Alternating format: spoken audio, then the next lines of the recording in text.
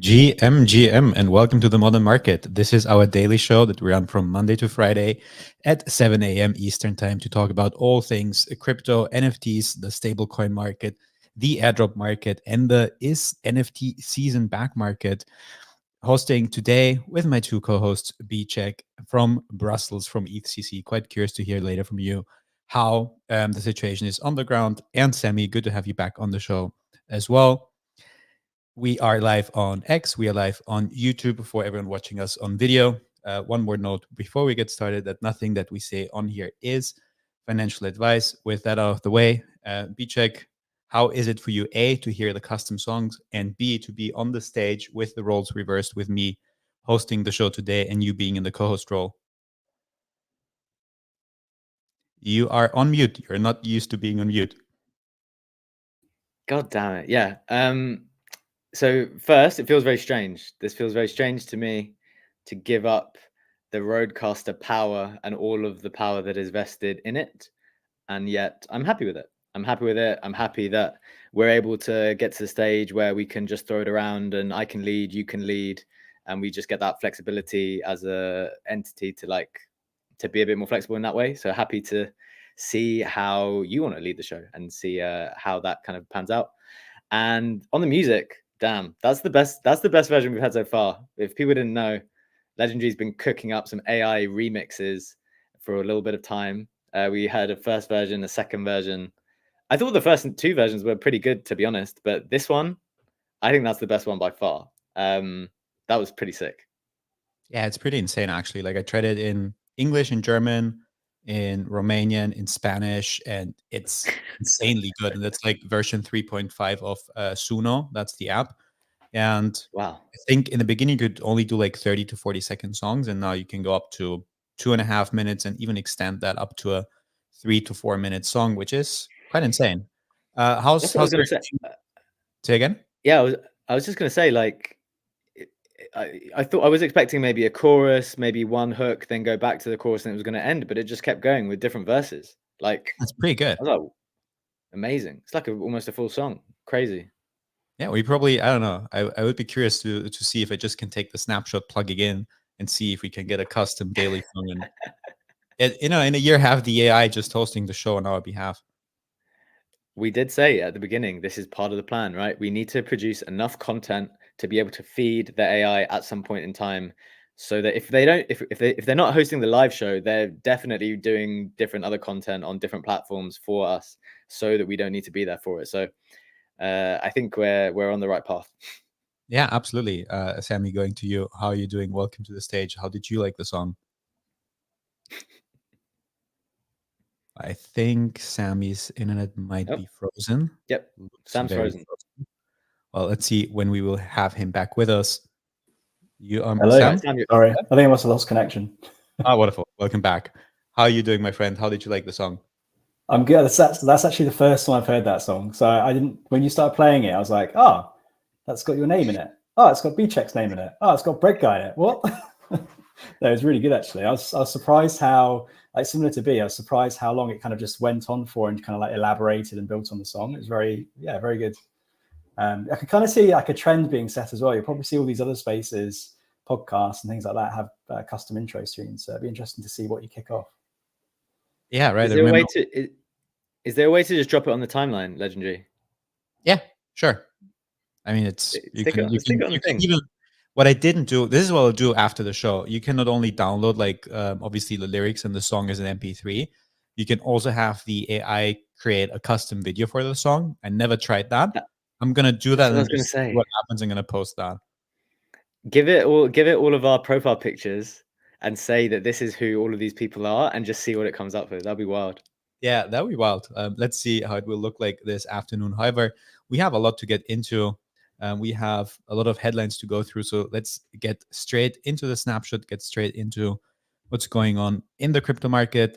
Starting with the price action, it's pretty flat, actually, looking very much the same as yesterday. We have Bitcoin at 57.5K, which is up 0.7% from yesterday. The same holds true for ETH being at $3,070. And very similarly also for Solana, with Solana being up 0.6% as well, and currently at $140. In terms of the headlines for the day, snapshot is being shared on the screen for those watching us on YouTube, as well as pinned in the X spaces. We have a Mochaverse token by obviously Animoca going live tomorrow. The airdrop, I'm quite curious to get into discussion around that, because there's apparently a claim now feature, but also a claim extra feature where you will be able to claim more tokens at a later point in time. I was very curious to hear Sammy's thoughts and strategy on that.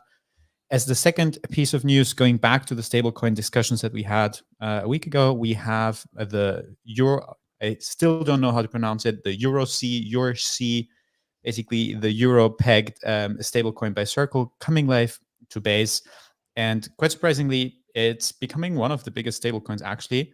And the third news, also being the title of the show, is that NFT seasons, at least for the day, seems to be back. We did see a nice pump on Azukis, on Captains, on Doodles, jumping each between 10 to 15%. We have Bcheck's thoughts on that I want to discuss a bit later as part of that news. Moving on to the notable sales, we have two CryptoPunks, one with a pipe, one with the nerd glasses, selling for 30, respectively 28 ETH. And we have a Pebble sale, which I think I haven't seen in I don't know how much time. It's moving for 19 ETH. And moving on to the more general NFT market, obviously Mochaverse is down a fair bit. If we take a look at Mintify, our NFT trading platform and marketplace partner, being down 21% back to a 2.70 ETH floor, obviously in conjunction with the airdrop claim going live tomorrow. Not only are Azukis and Doodles up, as we mentioned before, also there's some price action going on the Bored Apes. Bored Apes are up 4% and sitting at a 9.8 ETH floor.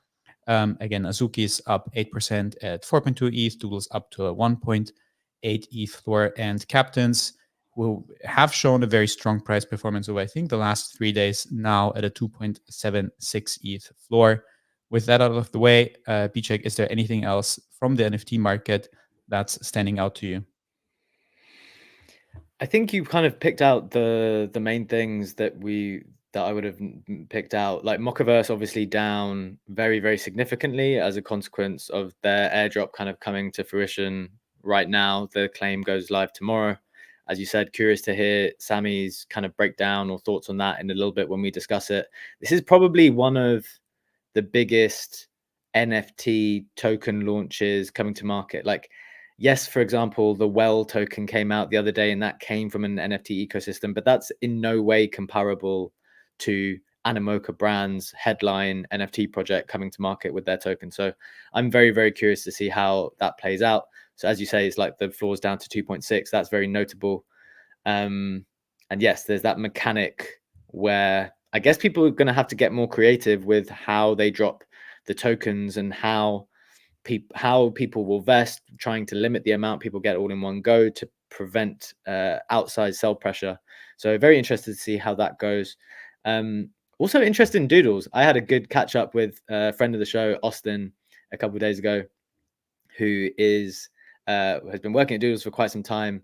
They have got loads and loads of cool stuff going on, to be honest. I remember Legendary speaking to you maybe after the show, before the show, a while ago, and you were saying that something about the IPs just captured you. Like, it's one of the ones that you actually just want. And I think they are doing some really, really cool stuff. And I'm just quite pleased to see people who are continuously building, continuously trying to do cool stuff, getting rewarded in some capacity. So it was quite interesting to see that pump like quite a lot. But yeah, that's what I'm looking at from my perspective.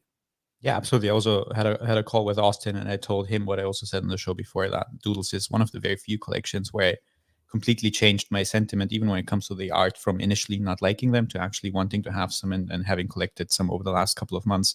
Going to you, Sammy, anything that stood out to you in the NFT market, or any additional thoughts on what Bcheck was just sharing? Well, the Mochaverse stuff, I guess we'll get into slightly later, so I'll park that for the time being. But I do think that, I mean, the Blast gold distribution, I don't know if you touched on that yesterday, but just looking at the price action on the Blast NFT side. So from the Mintify heat map there, you can see a bit of change in price action. So Captain & Co. seems to be down a little bit. Blaster Keys seems to be down a little bit. But conversely, if you look at Wolf Game's up. So both the Wolf wool pouches and the Wolf Game assets.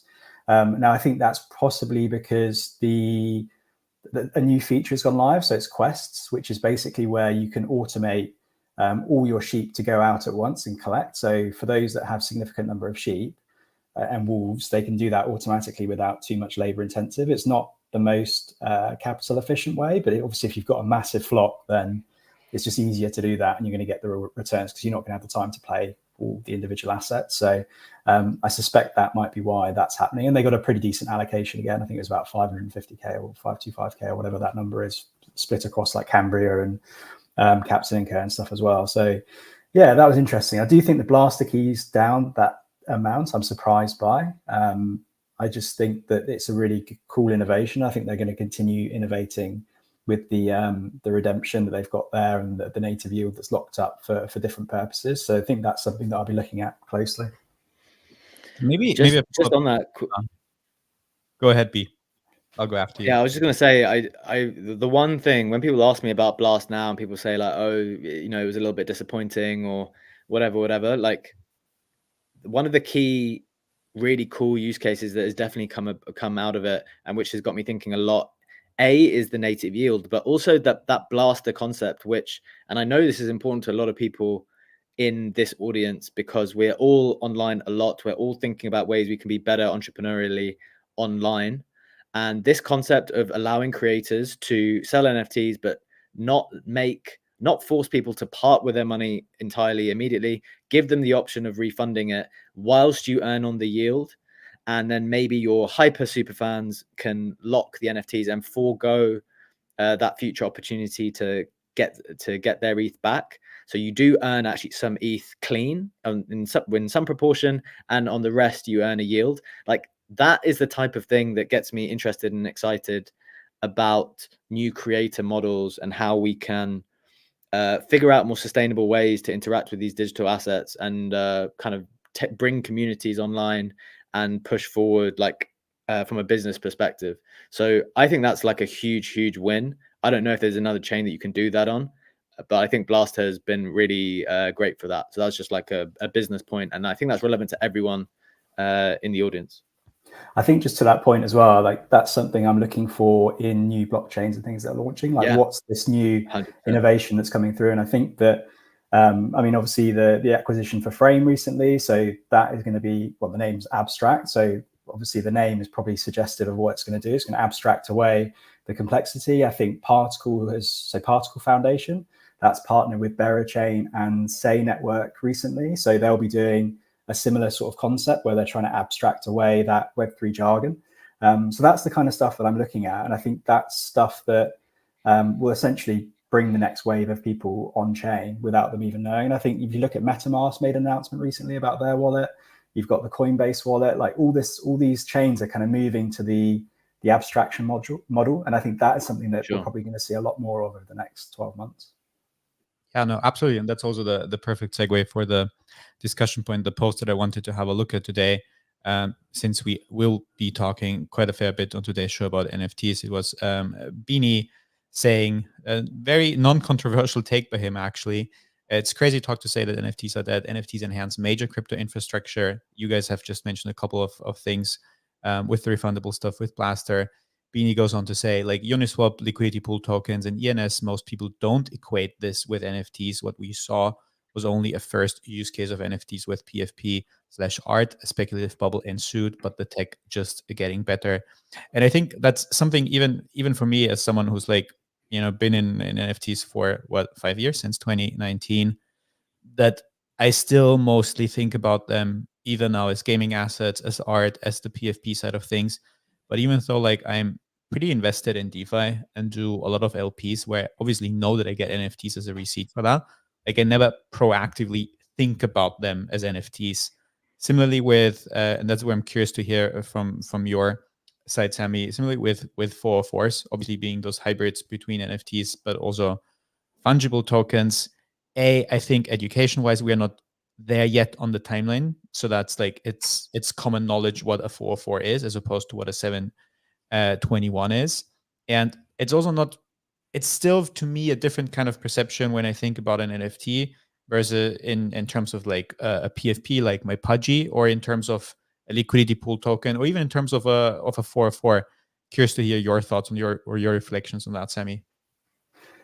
Yeah, I mean, I've always thought about NFTs as a tool. Like they're kind of people kind of see them as a product. So like the end product is the actual art for a PFP collection, or it's like, I mean, that's similar to just rocking a Rolex, like flexing. Like you've made a lot of wealth, you kind of come in and you're doing that digital flex. But I think that NFTs have such a wide use case, and you've touched on 404s with that's a different type of NFT. Like it's a more liquid conversion token. But I think that there are so many use cases, whether it's ticketing, whether it's like loyalty reward programs. Like to me, the NFT, all it is, it's a non-fungible token. Like it's not just because people are saying NFTs are dead. I just don't think they understand what an NFT actually is.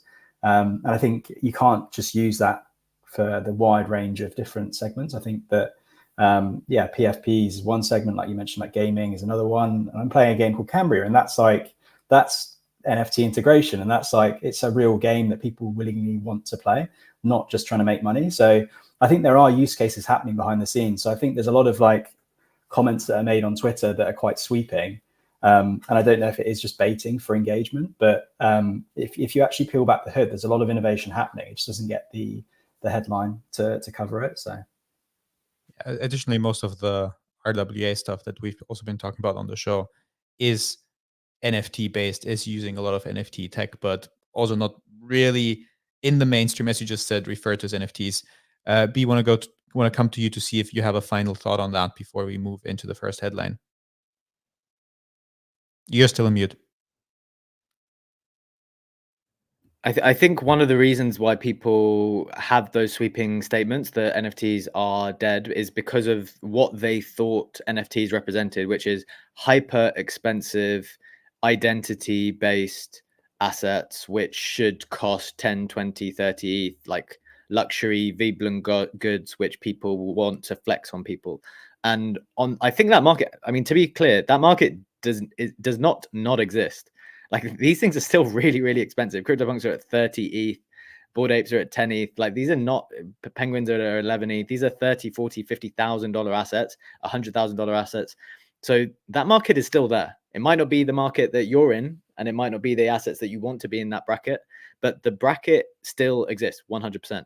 But I think the cool thing that's kind of developed, and this is actually partly why I'm here in Brussels this week, and I'll explain some of the thinking for the company and as a creator of like where I see this stuff going, is I think we finally let go of the idea that any particular mint needs to make someone an exceptional amount of money straight after. And people have tried to create platforms where the minting experience is less aggressively pushing some type of future financial value and more just enhancing the enjoyment of collecting. Like, I just want to pick something up cheap.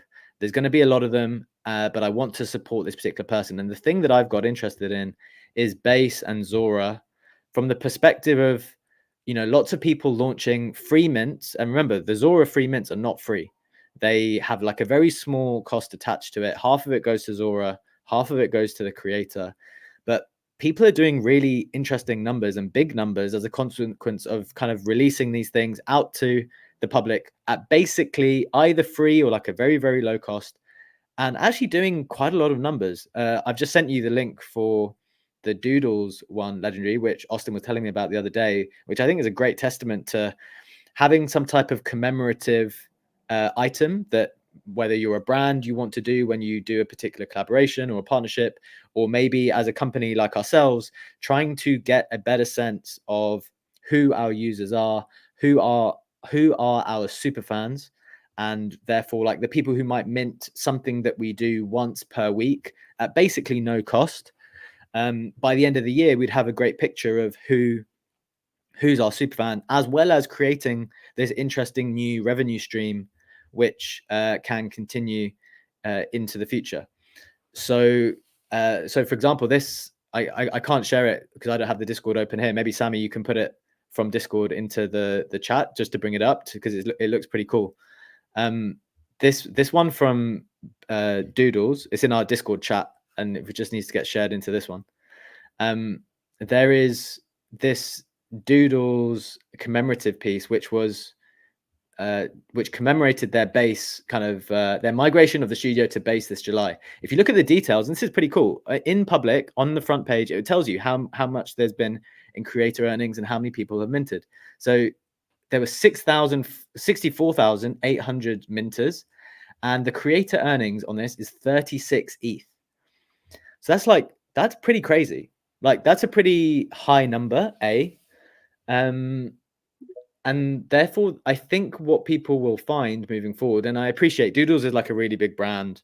They're crushing it on the media side of things, and they're doing really cool stuff, and they've built up all this good branding already.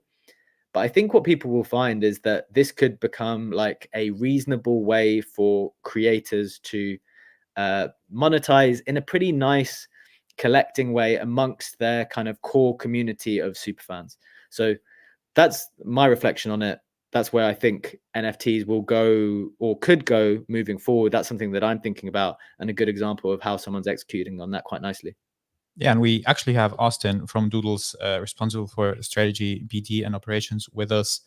Austin, welcome to the stage.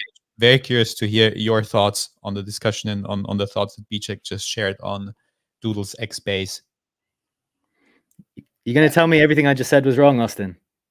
No. I will validate everything that you just said. Yes, I did it right. You did it right. Great to get an opportunity to hang with you this week in Brussels and Legendary. Really enjoyed our conversation as well. I feel like I'm getting the full modern market breakdown this week. So Sammy, I think you're next. We got to schedule some time, but yeah, it's been really illuminating for us if we just think about like NFTs and the value propositions as kind of like a spectrum. So at one end, you have like pure collecting, right? And this was a lot of work that I did over the past few months, just like observing, as Bchek was saying, what was going on Zora, where you were having these mints do 10, 20, 30, 40,000 mints. And they were like basically free, but not free. If they're on Zora, the platform fee is 0.000,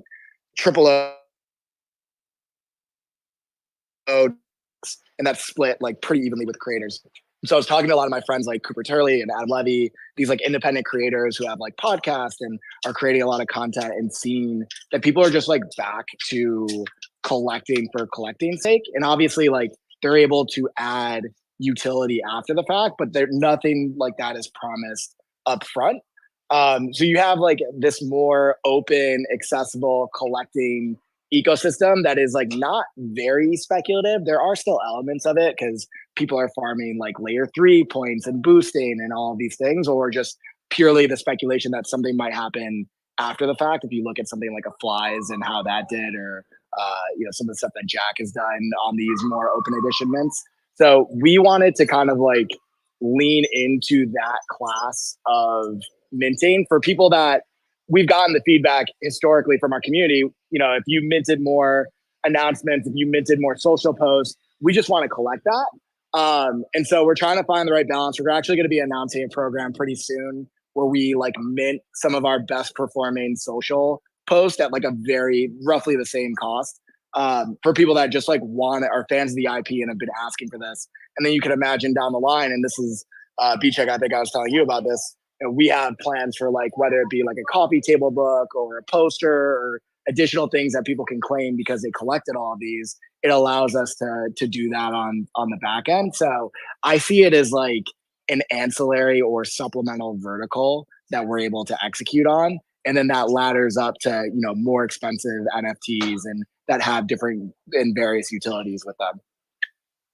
Yeah, I like the thought. I like that multi-layered approach of having different entry points and having different onboarding touch points, if you want to call them like that, but also additional experiences for people who are already part of your community. Because I feel like for the longest while with NFT collections, what we've seen is you drop the main collection, you drop an add-on collection, and which seemed to be like the way to go for I don't know, more or less 1.5 years.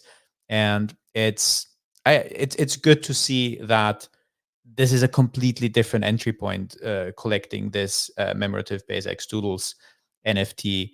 And I think a lot of that is actually needed and only really feasible on L2s, and bringing that together with the creator fee or the fee on Zora that both of you mentioned at 0.0007 ETH is actually quite nice, because then again, it becomes a relevant part of the business if you think about it in those terms.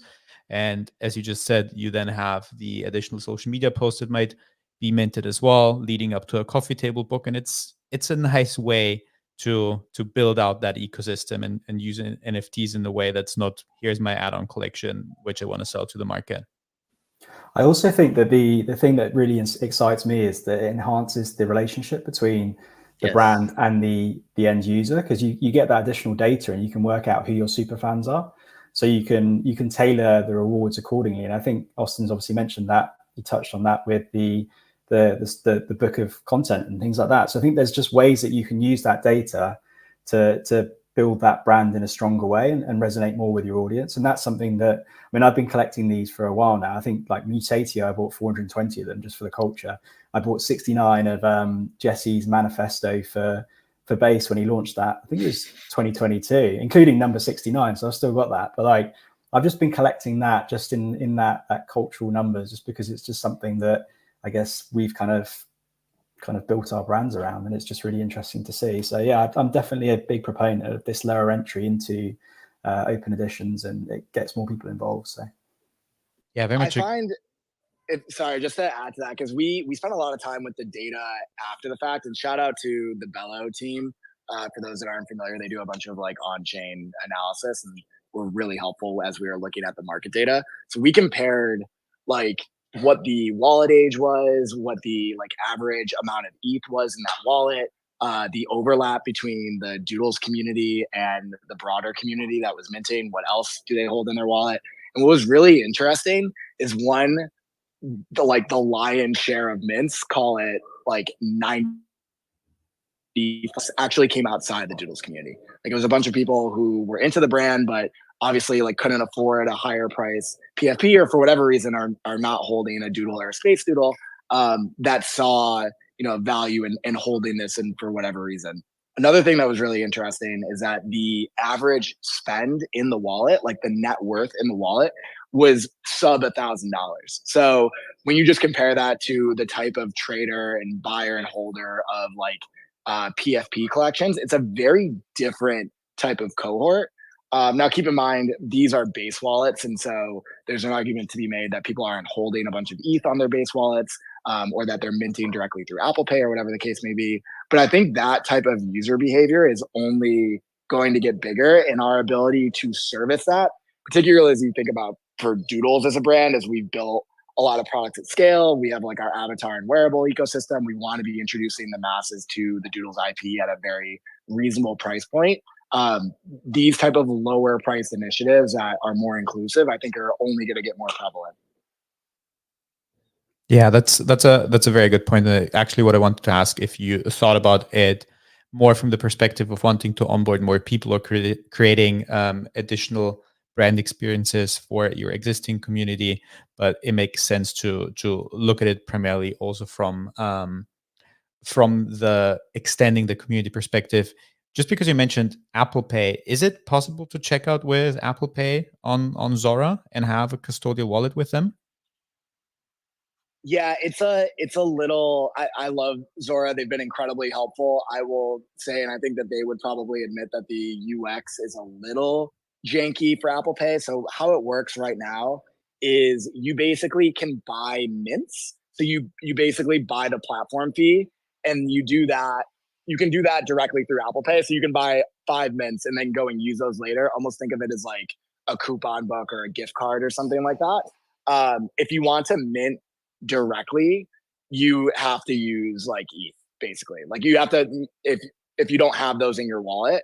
I anticipate that they'll continue to make updates there. We're also just exploring like various minting services. We've been talking to different, whether it be like the Base team. I literally just got done with a meeting with them. They've got some really cool stuff coming as part of On-Chain Summer.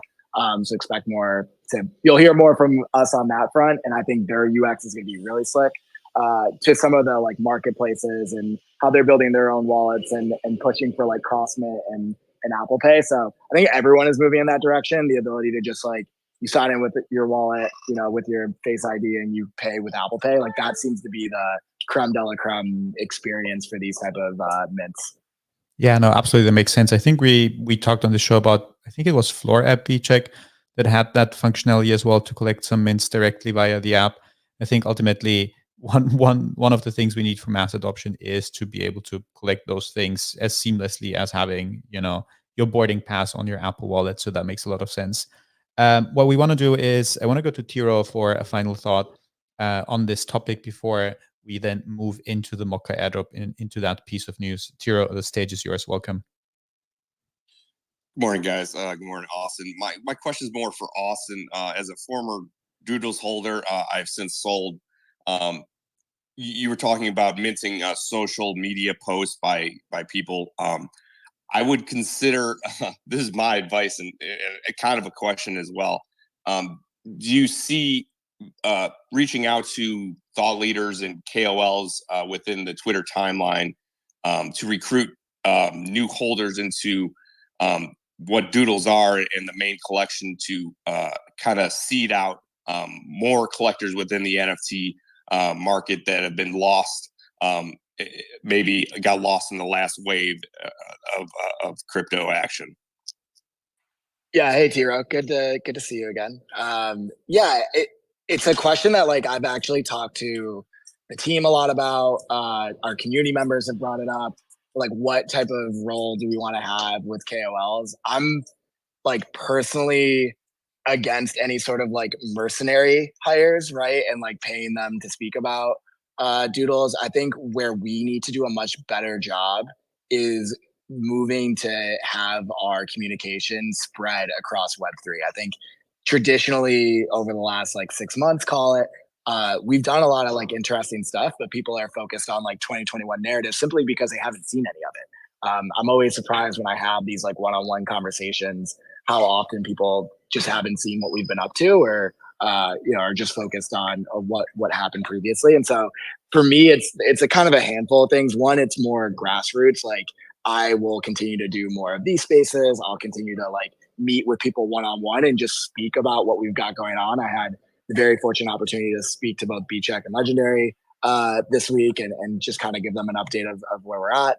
And then I think we're also going to, and I'm probably cart before the horse on this, but we're looking to expand our like community ambassador program with Doodle OGs and have people speaking more on the timeline and being able to speak more to what the brand has got going on. So I think like it needs to be a little bit more of a decentralized effort. Like Julian and myself can only do so many posts and go on so many spaces. So we're definitely going to recruit some help from the community and kind of build out the network that way. But it's definitely a focus. We just want it to be from a very like pure organic way, not like pay to play. Sure, I totally get that. It's got to be grassroots and it's got to be natural and it's got to come from the heart because it's a love of Doodles and what they're creating with the music from Pharrell and putting together with what Hal and that sweet little kitty is doing. So props to you guys. I see what you guys are doing on the timeline. You and Julian are out there pounding the pavement, which is admirable, especially Julian, a former CEO at Billboard, coming over to the Web3 application and using his knowledge of the market to enhance what Doodles is trying to do and what Austin you're trying to do. So props to you and congratulations needed on the timeline and here in Spaces. So my applause goes to you. Thank you to the Thanks, both Tira. of you. Actually, let's flip the script a bit and stay on the NFT discussion and stay on the NFT piece of news because I like how this discussion is going. We said initially that not only Doodles Hub, but also Azukis have been on an up move. Captains have been moving up for a couple of days. And you, BCheck, had a pretty interesting a post on that, sharing your thoughts. I'm just going to read it out and go straight to you to hear your reflections on that. You said VC coins are bad because of how many investors got in lower than you plus want to sell ASAP. Meme coins are allegedly better because no locked up investors ready to unload at any moment, although still insiders exist. Following this thinking, NFTs are at least as good. No early investors with lower cost bases, no insiders. I like the risk reward ratio of NFTs versus meme coins here, to be honest. Yeah, so I think where my thinking was going with this post is like, I was just reflecting the last few days and how people seem so fed up with the coins which are being brought to market, which are low FDV, low float, high FDV. And everyone knows that at some point in time, these unlocks are going to happen and they're going to get completely dumped on and the price is going to go down. So this formula is not working as things currently stand. People are thinking about how they can reverse it, try something new. But basically, the market seems to be saying at the moment, we're tired of that formula. It's too difficult. It's too predictable, and no one is going to come to buy your bags when they know that the investors are going to be unlocking in 7 days' time and want to sell everything to you. So that performance has been very bad. At least in part, that's why people have been saying that meme coins are so much better.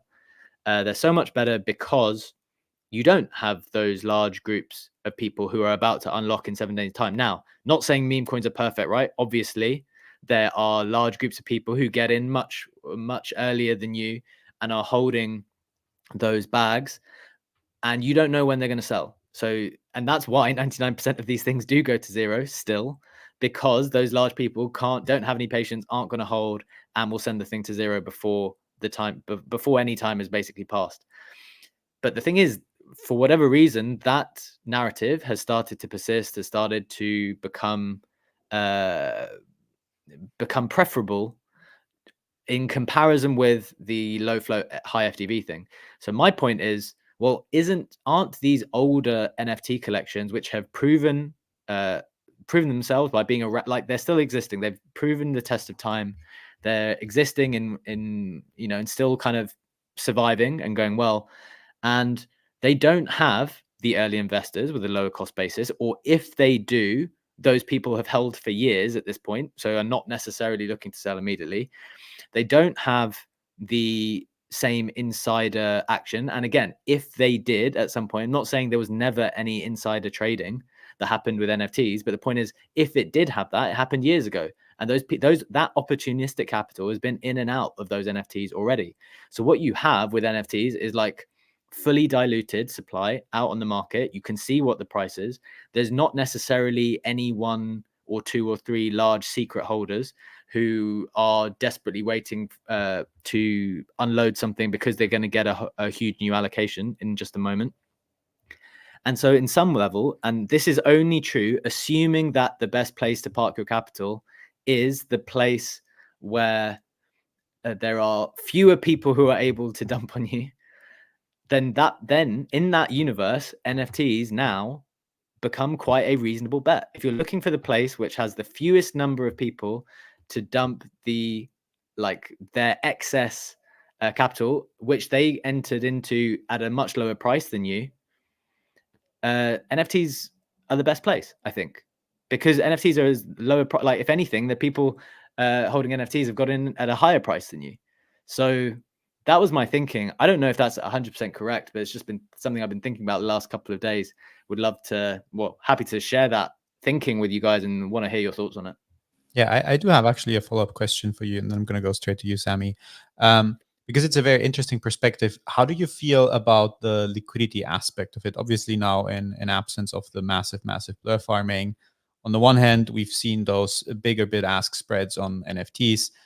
On the positive side, it has maybe taken away the fear of the not so secret holder holding 300 JPEGs of whatever collection and dumping them on your head as soon as there's a 10% pump. But then again, there's also a bit more absence of liquidity that's maybe not as notable in the bigger collections as in the smaller ones. But what are your thoughts on the liquidity aspect of that? Okay, so I guess this is the thing. We need to be like really, really precise on what we're comparing here. This is not comparing the worst NFT project with the best meme coin project. It's probably comparing the best NFT project with the majority of meme coin projects. Because people talk, I take your point. Everyone wants to point towards liquidity when it comes to meme coins. Like, oh, there's so much more liquidity for meme coins. The majority of meme coins go to zero. So there's no liquidity there.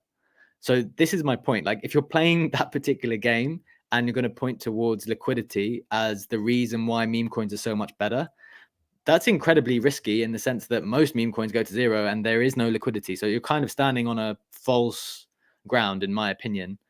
Now, if you're going to start to compare the best NFT projects with the best meme coins, then yeah, I accept that point a little bit more. But this post was specifically to do with the risk reward of NFTs versus meme coins and nothing else. And I feel like, given how high meme coins have gone versus given how low NFTs have gone, and given how many insiders there are on the meme coins versus the kind of relative time that has passed for NFTs on a risk reward basis, I feel like I'm swinging towards the NFTs at the moment. And to be clear, I haven't actually taken large positions in any, or actually any positions in any, because I'm not actually playing in that game at all. But that's just my observation on those two things. Yeah, I like that. I like the train of thought a lot. And obviously none of that is financial advice. Sammy, you came off mute before. I think for me, like NFTs, because they aren't as liquid as meme coins, I don't think I would hold as big a position in NFTs specifically as I would meme coins. But then I wouldn't hold a significant position in meme coins purely from like a risk return perspective, because I think that you can earn a decent wedge on stablecoin yield, or you can hold the majors and earn a decent return over a longer term horizon. And I think for me at this point in time, I'm holding stuff that I have high conviction in long term.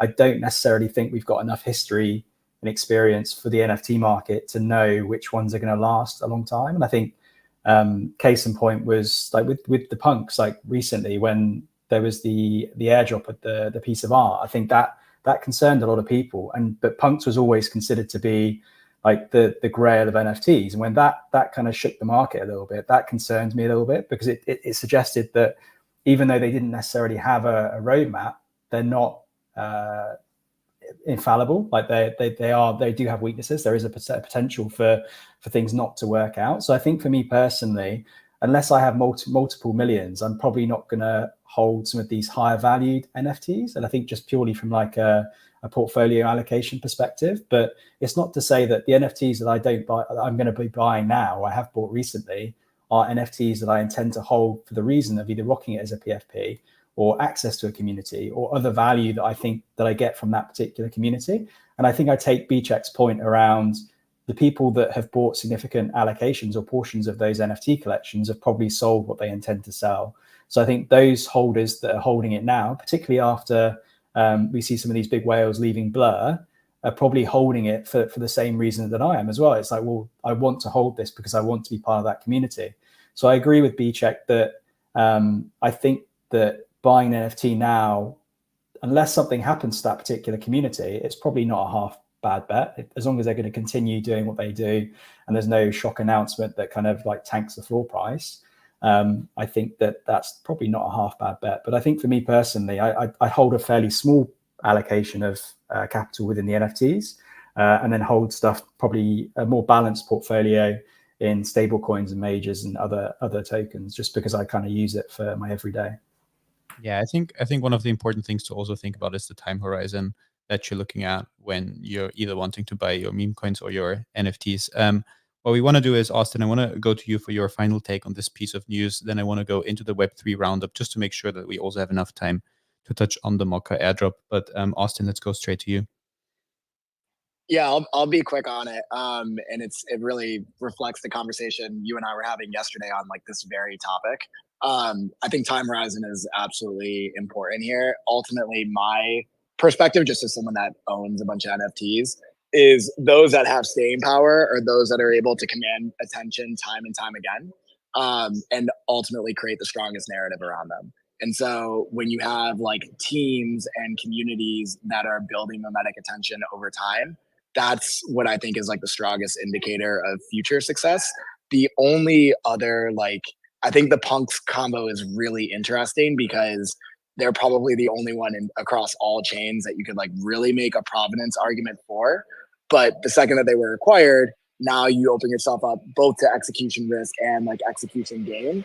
So in the same way that like you look at Kanye West and his shoes, the Red Octobers, and like basically the price of those on secondary plummeting when he got into all of that controversy. It's like the same thing, like good and negative attention there. So that's kind of what I look for, is like what teams, what communities are able to bring attention time and time again. I think it's really hard if you're not building for attention. And that was kind of like my anti-thesis around node monkeys and a lot of the stuff going on in ordinals. It's just really hard to command that attention through multiple cycles if you don't have a concerted effort actually building against it. Yeah, I like that point a lot, and it's exactly what we touched on yesterday, especially with node monkeys. It's also a point that Stats has made on the timeline, because I remember the narrative around node monkeys was that they are the CryptoPunks of BTC, the CryptoPunks of Ordinals, and Sam, and also you obviously were making the point that this is impossible to say. That collection is just a couple months old, and to try to slap the provenance that CryptoPunks have on them, it's obviously a nice narrative to try to pump up the price, but realistically, you can only say that a couple of years down the line. I think this was a super interesting discussion and a refreshing discussion to have around NFTs, and not around BTC prices dumping, or Germany or Mt. Gox or whoever else dumping on us and dumping their bags. But I do want to go into the Web3 roundup. I'm going to share it on screen for those people watching us on YouTube or on the X live stream. First piece of news: BlackRock ETF inflows hit 120 mil yesterday. Prominent trader Moon Overlord sharing his thoughts on that, saying the biggest fund in the world continues vacuuming up coins while we screech. Second piece of news: Rome raises 9 million to make L2s as fast as Solana. Rome is that very interesting protocol that tries to integrate some of the tech from Solana into Ethereum networks to basically allow L2s to be as fast as Solana itself. Then third piece of news, which I actually quite like, is PayPal stablecoin PYUSD surging past a 500 mil market cap. I remember us talking on the show about it, and also saying that it will take time for that to reach broader adoption, because in the beginning, I think when we first touched on it, it was significantly under $100 million market cap. Interesting to note on that is that its supply has surged on Solana by 61%, while at the same time the supply is decreasing on ETH. Then fourth piece of news: Polychain accuses former partner of $13 million undisclosed Eclipse token deal. Wu Blockchain had some additional explanation on that, explaining that it was a secret deal between that former employee made with Eclipse Labs, where Polychain has led a $6 million pre-seed round for the company, and Eclipse Labs has quietly allocated 5% of the Eclipse tokens, which eventually was reduced to 1.33%, equaling those 30 million that I just mentioned. In terms of the other piece of news, we have a Story protocol revealing plans to tokenize multi-trillion-dollar IP asset class and making it liquid and programmable, kind of connecting to the discussion that we also just had on NFTs before. Chimpers dropping, I think that's quite cute. A cuddly toy with U2s. We also have a picture of that up on screen. And then the last piece of news from the Blast side of things: the Blast proposal has passed, which had the aim to reward Blast holders with 2x points, and ultimately giving Blast holders a reason to hold that token, because before that proposal, you weren't earning any points for holding it, as opposed to holding ETH or USDB, the native stablecoin on Blast. With the Web3 roundup out of the way, we have 5 minutes left. So what I want to do is I want to quickly set up the Mockaverse news, since the airdrop is happening tomorrow, and then go straight to you, Sammy. There's two things about that. So we said airdrop is going live tomorrow. There's two components: one for the Mocka ID holders and one for the NFT holders. One thing to point out for the Mocka ID holders is that there's going to be 2 rounds of airdrops. And for the round one airdrop, there's a threshold of 1,500 round points. Don't want to spend too much time on the ID holders. Want to go straight into the NFT holders, because this is where I think a bit more interesting stuff is happening with the claiming mechanism. We have 10% of the total Mocka supply allocated to the Mocka NFT holders. A third of that is unlocked from TGE. A third of that is weekly vested for 52 weeks after 3 months. And a third is reserved exclusively for Mocka NFT for future incentives. And when it comes to the claiming mechanism, as we said earlier, there's basically 2 options. You can either choose to claim now and claim 100% of your eligible Mocka tokens at TGE, or you can choose the claim extra option, where NFT holders will receive a 40% bonus Mocka allocation on top of their original allocation However, if they choose that option, they only claim 35% of that allocation at TGE, and the remaining 65% will be available for claim 3 months after the TGE. Sammy, want to go straight to you to hear your thoughts on the TGE and tokenomics details and on the airdrop claim. Yeah, I mean, I think I want to preface this with saying that I think the current market, we can agree that it's not an ideal market to launch tokens. So I think people are probably quite concerned about the price action of that. I think for me personally, like ultimately when I look at these, I mean, I might be slightly biased because I'm an ambassador, but I do think that you look at the project, do you think you're going to get value longer term from staking the tokens than you are going to from selling the tokens? And I think that's ultimately just the crux of it. I think for me personally, I look at what Mochaverse is building and look at what Animoca Brands has achieved in terms of a VC fund in the space, and I'm bullish on them.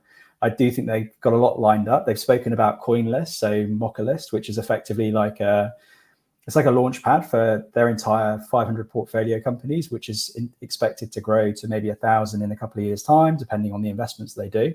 And I think the Mocha token is effectively a proxy to give exposure to that growth. And I think for me personally, I'd be concerned if Animoca fails, then I then question what other company or brand is able to do that, given the financial backing, the network they have, and various other variables. And I think for me personally, that's why I've taken that 40% boost allocation. I've staked it for a prolonged period of time, and I intend to try and get exposure to the ecosystem tokens that are going to be launching over the next couple of years through staking the Mocha tokens. So I think that for me is why I'm going down that avenue. I do think that what was I going to say? Complete brain freeze then. Gotcha. In the meantime, while you're recollecting your thoughts, B, want to go straight to you. I know you were holding Mocha NFTs, but I'm not sure if you sold some of them or all of them. If you have some left, what option did you choose? If you don't have any left, which option would you have chosen if you still had some? So I sold because of the inability to participate in one of the pre-sales. And this is what like an ongoing thing. It's a legal thing. I don't begrudge anyone at Animoca or Mochaverse for like not allowing people in the UK to participate, because in the end they got legal advice and said, if you want to do this, you need to KYC properly, and that's what you need to do. And it just meant that I couldn't do it. So I was like, well, if I can't participate, then I need to sell. Like like there's no point me like that was one of the specific things I wanted to be able to access, and if I can't do that, then I'm out, and I'm going to focus my time and attention on things where I can guarantee not only access this thing right here right now, but you know, the cool thing that they do in 6 months. Like if I can't do that then, and I can't do the thing in 12 months because of wherever I live, then it just makes more sense for me to be out. So that's that. In terms of what I would do, I'm kind of trying to keep a hard and fast rule. This is a general rule, and obviously all general rules have caveats depending on particular situations. But my general rule for the cycle is you will not catch me staking. You will not catch me staking because you saw what happened with Parallel. What was it? Parallel? Prime. Sorry, Prime. As soon as they announced the staking, actually, but this is obviously a different scenario because they had a coin, were trying to shift value to a different coin, probably at the same time as their unlocks were happening. And then staking goes live, and the value of the first coin dramatically decreases. Maybe that's offset by the increase in value of the next coin that they're supposed to get. Who knows? I don't want to spend my time like calculating whether or not that's like an additional calculation I'm going to have to add into my life, when you could just sell instead of and take a profit off the table and then move on. So my general rule is to not catch me staking because I don't have the time to do this kind of financial analysis. Having said that, if there are certain opportunities where I think that the general ecosystem has some extra opportunities, and maybe Mochaverse is one of the ones where they legit have access to a lot of other things, that would be one of the ones where you're more comfortable to do so. My general rule is to not stake. Take at least the profit off the table that you feel that you need to do to feel comfortable. Take whatever you need to take off the table for you to feel comfortable, and then maybe you play around with like the additional aspect, which is I feel more comfortable to stake a certain amount. That would be my thinking. Yeah, I like that. Sammy, I want to give you a chance to come back in for a final take, and then we have to wrap it up for the day because we are at time. Yeah, I think I completely agree that staying liquid is pretty key. But I do also think that if you do have a high conviction bet, I think you should go with your gut instinct, because I think you will regret it if you don't. But obviously do that within your own risk appetite. I think for me personally, there's a reason why I'm working with Mochaverse, working with Animoca. I'm bullish on them. And I think for me, that's something that I chose to take the opposite side of bees. And I'm from the UK as well. And I was gutted I couldn't participate in the public sale, which is, as an ambassador, I was gutted, but I accepted that, and I can understand why people would essentially not do that if they can't participate. But I think for me, it is one of my high conviction bets, and I think I will continue to stake as a result. And yeah, I just get other people to make that decision independently based on their own circumstances. So good to have differing opinions. Very fair point.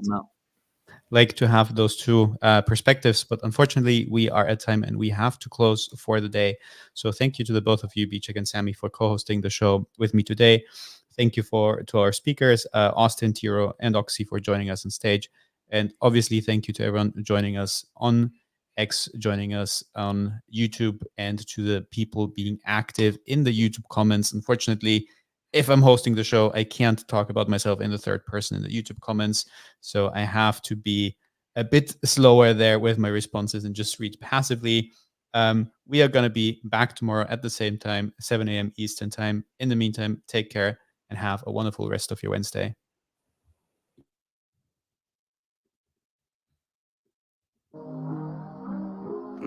Really been going back to back to back to back to back to back to back.